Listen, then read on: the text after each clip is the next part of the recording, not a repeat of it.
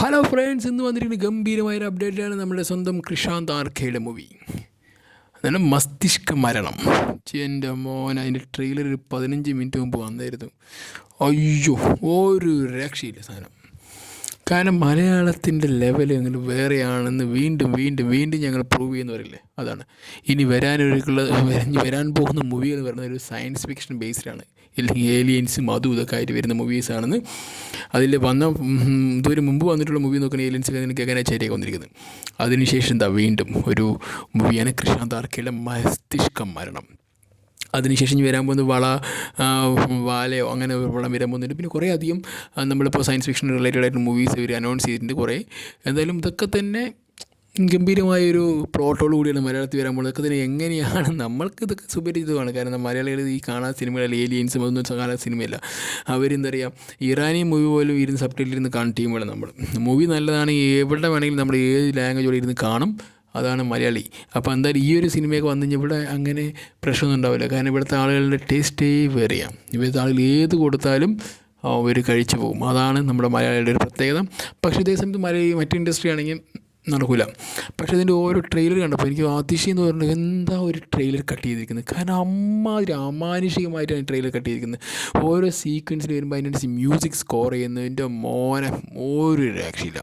കിടു പറഞ്ഞാൽ കിടുകിടുക്കാച്ചെന്ന് വരില്ല, അമ്മാതിരി ഐറ്റം, ഒരു അട്ടാറ് സാധനം എന്ന് വരില്ല. അതാണ് രജിഷ വിജയൻ്റെയൊക്കെ പൊള്ളിച്ചടുക്കണം. ആ പെൺകുട്ടിയുടെ ക്യാരക്ടർ എങ്ങനെയാണ് ബിൽഡ് ചെയ്യുന്നത് എനിക്ക് ഇതുവരെ ഒരു ഐഡിയ കിട്ടിയിട്ടില്ല. പക്ഷേ ഒരു ചെറിയൊരു ക്ലൂ എന്താണെന്ന് വെച്ചാൽ ഇവർ സിനിമയ്ക്കുള്ളിൽ സിനിമ എടുക്കുന്ന പോലെ എന്തൊക്കെയോ അത് വേറൊരു രാജ്യത്ത് ഇതിൻ്റെ ഒരു രാജ്യമുണ്ടല്ലോ ഈ ഏലിയൻസിനെ അതുപോലെ കാണിച്ചിട്ട് അവിടെ നിന്ന് ഇങ്ങനെ എടുക്കുകയാണോ എന്തൊക്കെയോ ആണ് പരിപാടി. പക്ഷേ പടം കൊണ്ട് കൊളുത്തുന്നുള്ള കാര്യത്തിൽ യാതൊരു സംശയമില്ല. കാരണം മസ്തിഷ്ക മരണം ഒരു കിടുക്കാച്ചി പടമാകും 100% ഉറപ്പാണ്. പുരുഷപ്രേതമൊക്കെ നിങ്ങൾ കണ്ടിട്ടുണ്ടാവും.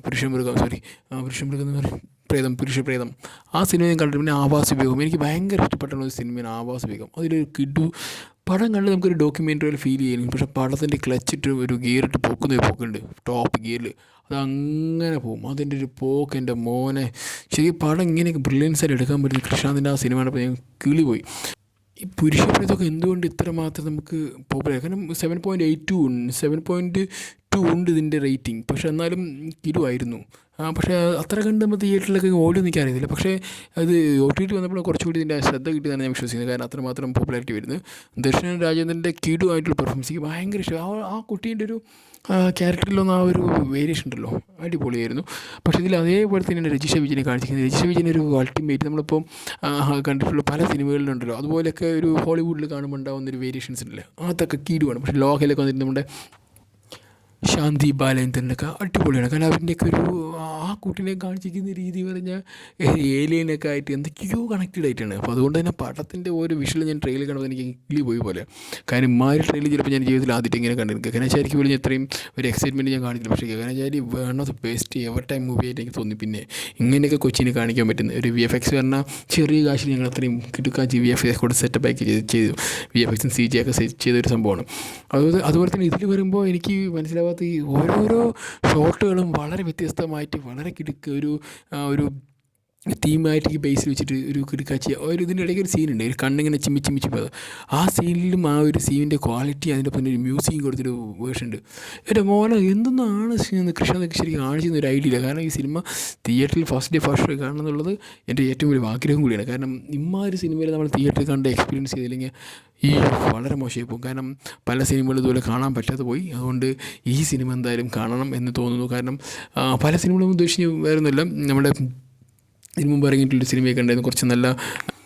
എന്തായാലും ഈ ഒരു സിനിമ അല്ലേ മസ്തിഷ്ക മരണം നല്ല കിടുക്കാച്ചി മാറട്ടെ. പടം എന്തായാലും നമ്മുടെ കൃഷ്ണാന്തിൻ്റെ വൺ ഓഫ് ബെസ്റ്റ് മൂവിയായി മാറട്ടെ. കാരണം ആവാസവും ഈ പുരുഷപ്രേതമൊക്കെ കണ്ടിരിക്കുന്ന എനിക്ക് ഈ മസ്തിഷ്ക മരണം എങ്ങനെയാണ് എന്നെ എക്സൈറ്റ് ചെയ്യാൻ പോകുന്നത് എനിക്ക് വളരെ ആകാംക്ഷയുണ്ട്. കാരണം ഈ സിനിമയുടെ ഈ ട്രെയിലർ വന്നപ്പോൾ തന്നെ അതിൻ്റെ പോസ്റ്റേഴ്സ് കാണുമ്പോൾ തന്നെ ഒരു കളർഫുള്ളാണ്. ഒന്നുകൂടി ശ്രദ്ധിക്കണം, ഈ സിനിമയിൽ മൊത്തം കളർഫുള്ളായിട്ട് വളരെ ക്വാളിറ്റി എന്ന് പറഞ്ഞാൽ കീട് ഇതിൽ എനിക്ക് തോന്നുന്നു ഈ സിനിമയ്ക്ക് രജിഷ വിജയൻ വളരെ ആപ്റ്റാണ് തോന്നിപ്പോയി. ഈ ട്രെയിലർ കണ്ടിട്ട് എനിക്ക് പറയാൻ തോന്നുന്നു. കാരണം പല ഒരു ഡയലോഗ്സ് കാണുമ്പോൾ അത് ആ കുട്ടി പറയുമ്പോൾ തന്നെ ഭംഗിയുണ്ട് തോന്നിപ്പോകുന്നുണ്ട്. എന്നാലും ഈ സിനിമ അടിപൊളിയായിട്ട് തന്നെ വരട്ടെ. ഈ മാസം തന്നെയാണ് 27-ന് റിലീസ് ചെയ്യുന്നത്. വേൾഡ് വൈഡ് പൊളിച്ചടുക്കും. ഈ കേരളത്തിന് പുറത്തുള്ള എല്ലാ പറ്റുകൾക്കും ഈ ഒരു സിനിമ ഒരു പുതിയ അനുഭൂതി ആയിരിക്കും. അത് നമ്മൾ ഈ യുവളകൾ ഇറക്കുന്നില്ല കുറേ സിനിമകൾ, കേരള സ്റ്റോറി എന്നൊക്കെ പറഞ്ഞിട്ട് അതൊക്കെ വെറും വേസ്റ്റ്, കച്ചറ വേസ്റ്റ് പടം. അതൊന്നും പോയി ആരും കാണരുത്. പടം കാണുന്നത് ഇതുപോലുള്ള ഒരു വിവരവും വിദ്യാഭ്യാസമുള്ളവരെടുക്കുന്ന സിനിമ കാണാൻ നോക്കുക. എന്തായാലും നല്ല സിനിമകളാണ്, പൊളിക്കട്ടെ, പൊളിച്ചടുക്കട്ടെ. എന്തായാലും തീ പാറുന്ന ഒരു ഐറ്റമാണ് ഈ മാസം വരാൻ പോകുന്ന എല്ലാതും. എല്ലാവർക്കും all the best. Okay, bye, see U.